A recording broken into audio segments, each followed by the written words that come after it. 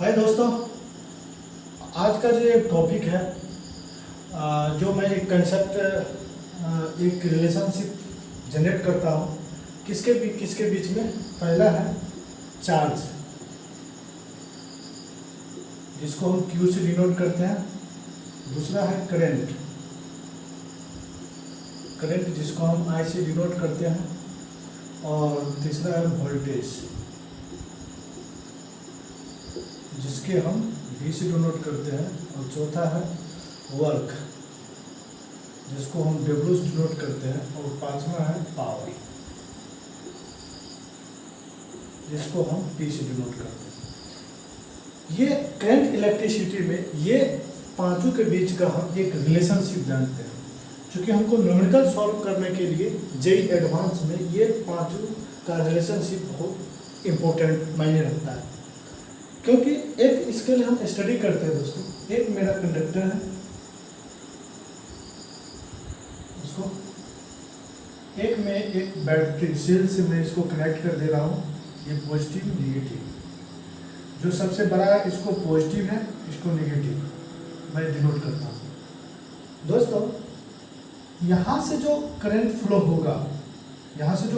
होगा, एक इस टर्म में मूव करेगा। दोस्तों, ये जो करंट है इसको हम I बोलता हूँ। I क्या है हमारा दोस्तों? ये क्या है? Conventional current.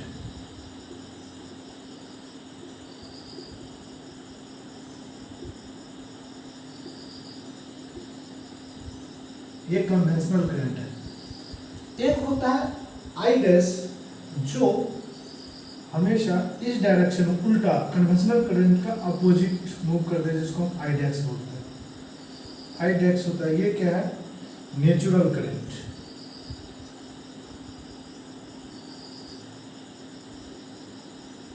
दोस्तों, असर्शन रीजन में इस टाइप का क्वेश्चन आपको कंफ्यूजन क्रिएट कर सकता है। सो ये दोनों का मतलब ध्यान रखना है। अब कन्वेंशनल करंट क्या है दोस्तों? मतलब ये भी है फ्लो ऑफ चार्ज का। करंट तो आता है, करंट क्या है? करंट है क्या? किसी भी सेक्शन से पर यूनिट टाइम में कितना चार्ज का फ्लो हो गया। तो फ्लो ऑफ चार्ज क्या होगा? पॉजिटिव भी हो सकता है, नेगेटिव भी हो सकता है। तो जो कन्वेंशनल करंट है, ये क्या है? Flow of electron. Flow of electron मतलब इलेक्ट्रॉन पे कौन सा चार्ज होता है? नेगेटिव चार्ज होता है। तो flow of electron from the positive terminal to negative terminal, उसको हम बोलते हैं कन्वेंशनल करंट। और जो हमारा नेचुरल करंट जो होता है दोस्तों, ये flow of the positive charge, यानी कि होल। मतलब ये क्या है? Flow of due to flow of positive charge. और इसी को होल बोलते हैं। होल, पॉजिटिव चार्ज को होल भी बोलते हैं। ये क्या है दोस्तों? ये due to the flow of electron, that is negative charge. Okay दोस्तों, ये कन्वेंशनल करंट होता है due to the flow of electron, मतलब नेगेटिव चार्ज। जो नेचुरल करंट होता है due to the flow of positive charge और होल बोला जाता है। ये चीज के बारे में प्रैक्टिकली, ये जो नेचुरल करंट होता है, ये फ्लो पॉजिटिव चार्ज कहाँ से कहाँ से नेगेटिव टर्मिनल से पॉजिटिव टर्मिनल की ओर। ये है I डैश हमारा दोस्तों। फ्रॉम द कहाँ से? नेगेटिव टर्मिनल से पॉजिटिव टर्मिनल। असर्शन रीजन ध्यान रखना है। Conventional current from positive terminal से नेगेटिव टर्मिनल, ये ध्यान रखना है। ये दोनों के बारे में डिस्कशन कर लिया हूँ। अब इस चारों पांचों के बीच हम एक रिलेशन देखता हूँ दोस्तों। एक रिलेशन में पॉज करके दोस्तों इसको राइट कर लेना है। मैं एक रिलेशन देखता हूँ, ये चीज चूंकि वेरी वेरी इंपॉर्टेंट है। ये यदि पांचों के बीच में आप रिलेशन यदि एक अच्छा से डेरिवेशन एक बार आपके माइंड में सेट हो गया, तो क्वेश्चन प्रैक्टिस करते वक्त दिक्कत नहीं होगी। सबसे पहले हम क्या कहते हैं? करंट क्या होता है? अभी मैं जस्ट बोला कि किसी भी सेक्शन से वायर के किसी भी, जब भी हम दो वायर बैटरी से कनेक्ट करेंगे, सेल से कनेक्ट करेंगे, उसमें चार्ज का फ्लो होगा। पर सेकेंड में जो चार्ज का फ्लो होता है उसी को करंट बोलते हैं।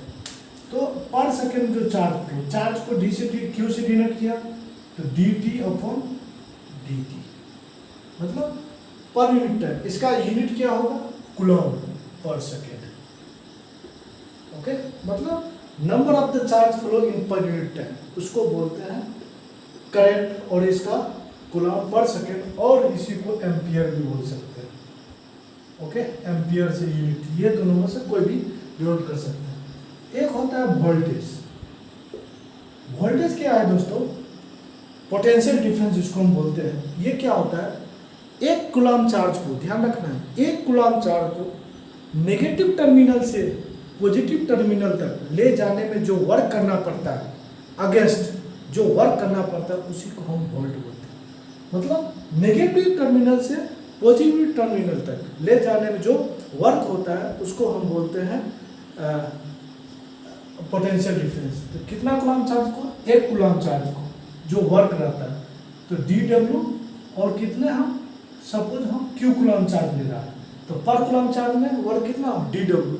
इसको हम बोलते हैं पोटेंशियल डिफरेंस। इसका यूनिट क्या होगा? जूल पर कूलम्ब चार्ज है, और इसी को हम वोल्ट बोलते हैं। ओके दोस्तों, ये चीज ध्यान रखना पड़ेगा। उसके बाद हम एक रिलेशन को हम यहाँ से और डिराइव कर सकते हैं। क्या हो सकता है?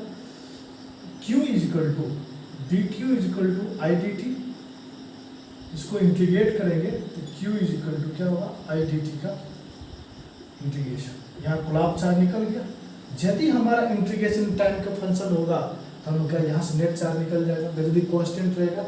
तो ये एक रिलेशन ये याद रखना है, दूसरा ये याद रखना है, तीसरा ये याद रखना है। ओके, अब मैं चलता हूँ, फिर इसके बाद ये दो चीज़ हमको पता है, अब लेकिन इसको कैसे आगे बढ़ सकते हैं दोस्तों।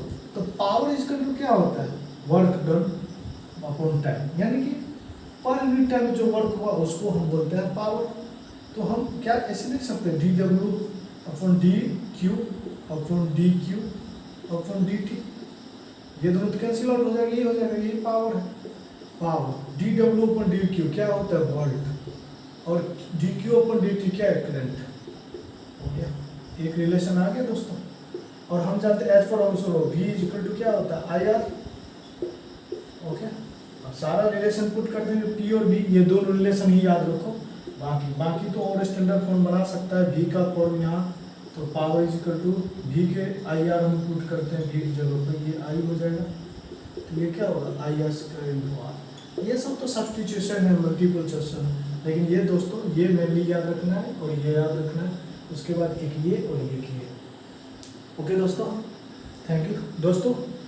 दिस टाइप का ये जो कंसेप्ट है, ये है एक चीज़ आपका माइंड में सेट हो गया, तो क्वेश्चन प्रैक्टिस करते वक्त आपको थोड़ा भी डिफिकल्ट नहीं होगा। यूनिट का भी एक प्रॉपर में दे दिया। पावर का क्या होता है? वाट यूनिट होता है, तो सारे यूनिट भी क्लियर है यहाँ पे दोस्तों। ओके, और दोस्तों इस टाइप का अब ये कंसेप्ट जानने के बाद इससे रिलेटेड जितने भी प्रीवियस ईयर का क्वेश्चन है जेईई में एडवांस का, वो लगा लें। और इस टाइप का क्वेश्चन जो प्रैक्टिस कर लोगे तो आगे आपको एग्ज़ाम में जो आने वाले एडवांस एग्जाम है उसमें बहुत बेनिफिट होगा। Okay, thank you, I hope this will help you, thank you.